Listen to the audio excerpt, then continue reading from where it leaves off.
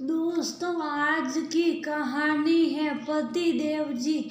मैं तो अच्छी बहू बन गई, पर तुम अच्छे दामाद कब बनोगे? दोस्तों, कहानी शुरू करने से पहले अगर आपने चैनल को सब्सक्राइब नहीं किया हो तो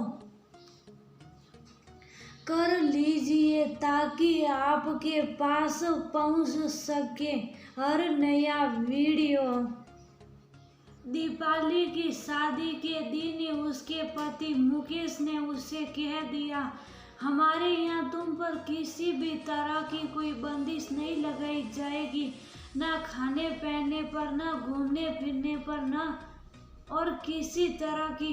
बस तुम्हें एक ही बात का ध्यान रखना है, अपने सास ससुर यानी मेरे मम्मी पापा को बहुत आदर मान देना है, उनकी किसी बात का प्रतिरोध नहीं करना है, ना उनसे बहसबाजी करनी है, ना उन्हें पलट कर जवाब देना है। अगर इस बात का ध्यान रखोगी तो हमेशा सुखी रहोगी। वैसे मेरे मम्मी पापा दोनों ही बहुत सीधे और सरल स्वभाव के हैं, तुम पर किसी तरह की कोई पाबंदी नहीं लगाएंगे और न कोई रोक टोक ही करेंगे। बस इतना ध्यान रखना, मेरे मम्मी पापा का अनादर मैं सहन नहीं कर सकता। दीपाली शुभ पति की बातें सुनती रही, मन ही मन सोचने लगी, अगर किसी तरह का कोई प्रतिबंध नहीं, कोई रोक टोक नहीं, तो वह क्यों किसी से बहसबाजी करेगी। उसे खुशी हुई कि पति ने बात को स्पष्ट कह दिया, किसी गलत फहमी में नहीं रखा। जीवन सहज गति से चलने लगा। 2-3 महीने बीतने के बाद दीपाली की मम्मी का फोन आया कि तुम और दामाद जी 1-2 दिनों के लिए मिलकर चले जाओ, बहुत याद आ रही है दीपाली के परिवार में। उससे बड़ी एक बहन थी जो दूसरे शहर में रहती थी। दीपाली की शादी उसी शहर में हुई तो माँ बाप को भी अच्छा लगा कि कम से कम एक बेटी तो उनके करीब ही रहेगी। दोनों बेटियों को उन्होंने शादी में हर संभव दहेज दिया था, उनकी आर्थिक हालत अच्छी थी, इसलिए बेटी दामाद की आवभगत और लेन देन में भी कोई कसर नहीं छोड़ते थे। अगले हफ्ते दीपाली और मुकेश उनसे मिलने गए। मुकेश ने कहा कि वह रात को वापस चला जाएगा, लेकिन दीपाली 2 दिन रुकेगी। अगले दिन मुकेश फिर से उससे लेने आ जाएगा। उन्होंने भी दामाद की बात को स्वीकार कर लिया। दीपाली की मम्मी ने बेटी दामाद के लिए बहुत बढ़िया खाना बनाया। बेटी की पसंद के साथ साथ दामाद की पसंद भी पूछकर उस हिसाब से तरह तरह के व्यंजन बनाए तथा बड़े प्यार के साथ उन्हें परोसा। इतने दिनों के बाद मम्मी के हाथ का बना खाना खाकर दीपाली तो तृप्त हो गई। हर चीज की तारीफ की जा रही थी, जबकि मुकेश शुभ खाना खा रहा था। 1-2 बार दीपाली ने पूछा भी, क्या आपको खाना पसंद नहीं आया?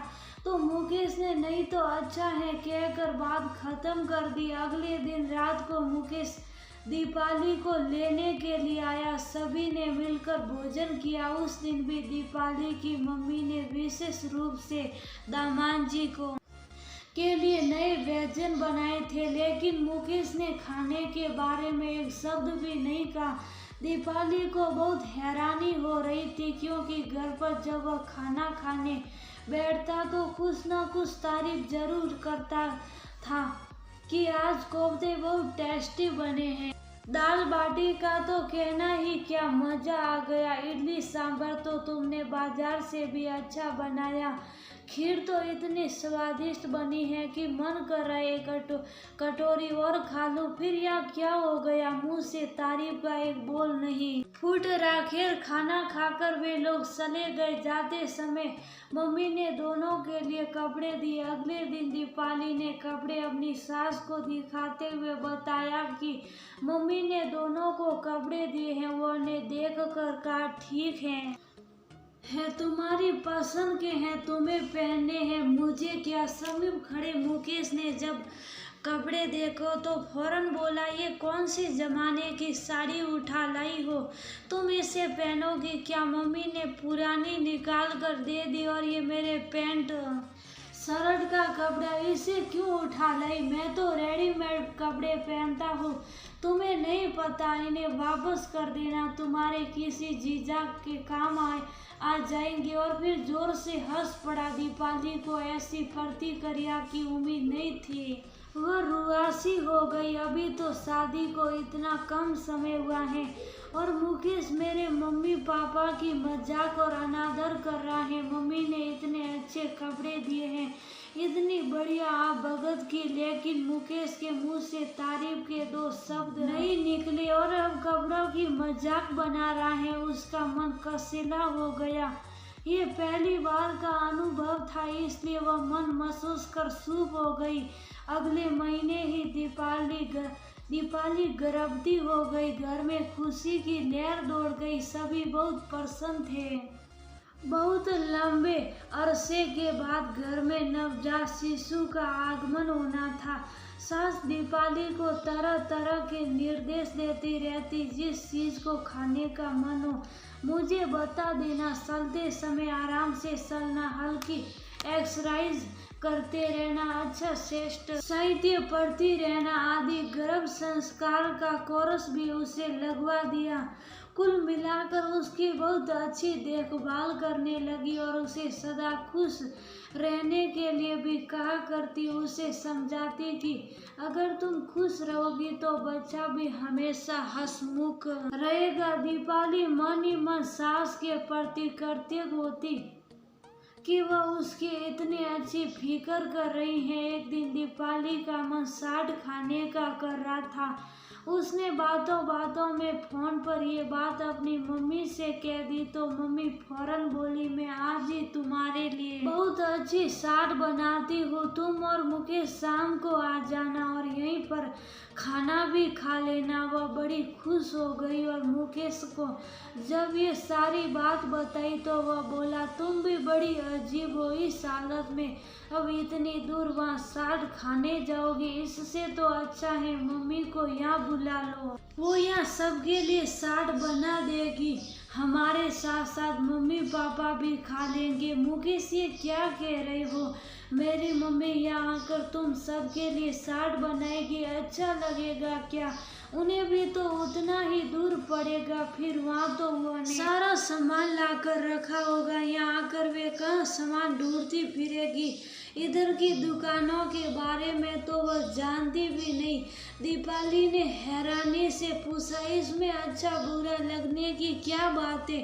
अपनी बेटी के लिए तो माँ कुछ भी करती है, यहाँ तो सिर्फ चाट बनाने की बात, कहीं तो तुम्हें बुरा लग रहा है? शादी तो बनानी है ना, कोई पार्ट तोड़ने के लिए तो नहीं कहा। आखिर बेटी वाले हैं तो बेटी की खुशी के लिए इतना सा तो काम करने में क्या तकलीफ होगी?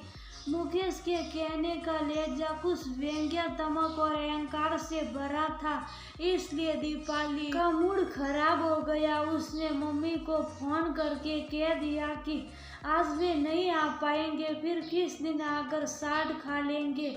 दीपाली को महसूस होने लगा था कि मुकेश उसके मम्मी पापा का आदर नहीं करता, बल्कि किसी न किसी तरीके से मजाक व्यंग्य बाण छोड़ने और अनादर करने का मौका नहीं छोड़ता। उसे महसूस होने लगा कि मुकेश को टोकना होगा और उसकी गलती का एहसास कराना होगा, वरना उसकी आदत पड़ जाएगी और आगे जाकर कलह का रूप धारण कर लेगी। कुछ समय गुजर गया। दीपाली की गोद भराई का कार्यक्रम था। सभी रिश्तेदारों, नजदीकी मित्रों को बुलाया गया था। दीपाली के मम्मी पापा और बहन को भी निमंत्रण दिया गया। सुखी बच्चों की परीक्षा का समय था, इसलिए बहन ने आने में असमर्थता जताई। उसने कहा वह बच्चे के जन्म पर आ जाएगी। दीपाली के मम्मी पापा का भी सामान लेकर आए। इतनी खुशी का अवसर था। दीपाली, मुकेश तथा सास ससुर के कपड़े, मिठाई, मेवे और फल सभी कुछ लाई। दीपाली ने मम्मी को बताया था कि मुकेश को बेसन के लड्डू बेहद पसंद है। सुबह ने लड्डू तो बनाए ही, लगे हाथ मठरी शक्कर पारे भी बना डाले। सास ने सारा सामान देखकर कहा, इतना सब कुछ लाने की क्या जरूरत थी। तभी मुकेश बोल पड़ा, अरे मम्मी जी आप भी ना अभी तक मठरी शक्कर पारों में ही अटकी पड़ी हैं। अब इन चीजों को कौन खाता है। बाजार नई से नई स्वादिष्ट खाने की चीजों में अटा पड़ा है और आप घर पर फालतू इतने सिर दर्द वाले काम करती रहती हैं। दीपाली के साथ साथ उसके मम्मी पापा भी सतबत रह गए मुकेश की बातें सुनकर। अब दामाद को वे क्या कहते। मुकेश के मम्मी पापा तो चुप रहे, उन्होंने कुछ भी नहीं कहा, लेकिन दीपाली ने निश्चय कर लिया कि वह मुकेश को टोक कर ही रहेगी। अगले दिन सब मेहमानों के जाने के बाद दीपाली ने मुकेश को कह ही दिया, हमारी शादी को साल भर होने वाला है। इस टाइम में तुम्हारे कहे अनुसार मैंने एक बार फिर तुम्हारे मम्मी डैडी का अनादर नहीं किया। कभी कभी मम्मी जी ने मुझसे किसी बात पर अगर नाराजगी भी व्यक्त की है तो मैंने पलट कर जवाब नहीं दिया, लेकिन तुम लगातार मेरे मम्मी डैडी का अपमान अनादर तो करते ही हैं, उनकी मजाक भी उड़ाते हो क्यों? ना तो तुम्हें उनके लाए सामान में कुछ पसंद आता है, ना उनके बनाए खाने में तुम्हें कोई रुचि होती है। इतने प्यार से तुम्हारे लिए नई नई चीजें बनाकर परोसती रही, यहाँ भी लाई, लेकिन तुमने हर बार उनकी मजाक उड़ा दी। चाहे कपड़े हो, कुछ सामान हो या खाने के व्यंजन हो, हर चीज में तुमने हमेशा मिन मैक निकाली, उनकी मजाक उड़ाई। आखिर उनसे तुम्हें क्या प्रॉब्लम है? क्यों हर बार उनका दिल दुखाते हो? उनके देने लेने में क्या कमी है? इतने प्यार से वे सब कुछ देते हैं, फिर क्यों उनका अनादर करते हो? तुम्हारे मम्मी पापा के लिए चाहते हो कि मैं उनका आदर मान करूं, सम्मान दूं, तो क्या मेरे मम्मी पापा समान आदर के अधिकारी नहीं? मुझे अच्छी बहू बनने की शिक्षा देते रहते हो, पर तुम अच्छे दामाद कब बनोगे? जैसा व्यवहार तुम मेरे मम्मी पापा के साथ कर रहे हो, अगर मैं वैसा ही व्यवहार तुम्हारे मम्मी पापा के साथ करूं तो तुम्हें कैसा लगेगा? अब तक मैं हर बार चुप रही, इसका अर्थ ये नहीं कि मुझे बुरा नहीं लगता, मैं सिर्फ इसलिए चुप रही कहीं घर में कलह का वातावरण ना बन जाए। अब तक मैंने बहुत सहन कर लिया, लेकिन अब नहीं करूंगी। कहते कहते दीपाली की आंखों में आंसू आ गए थे। आज पहली बार मुकेश को अपनी गलती का एहसास हुआ। उसने बताया कि उसके कुछ दोस्त कहा करते थे, दामाद को रौब से रहना चाहिए, ससुराल वालों पर अपना प्रभाव डालना है तो अपना महत्व बड़पन और अहम दिखाना जरूरी है। बस मैं भी उनकी बातों में आ गया और ऐसी हरकतें करने लगा, लेकिन अब मैं समझ गया हूँ कि मैं गलत था। मैं वादा करता हूँ आगे से इस बात का ध्यान रखूँगा। जैसे मैं अपने मम्मी पापा को आदर मान देता हूँ, आगे से तुम्हारे मम्मी पापा को भी वैसा ही आदर मान दूंगा। अब तो खुश हो, अभी नाराजगी छोड़ दो, तुम माँ बनने वाली हो, तुम्हें तनाव मुक्त रहना है।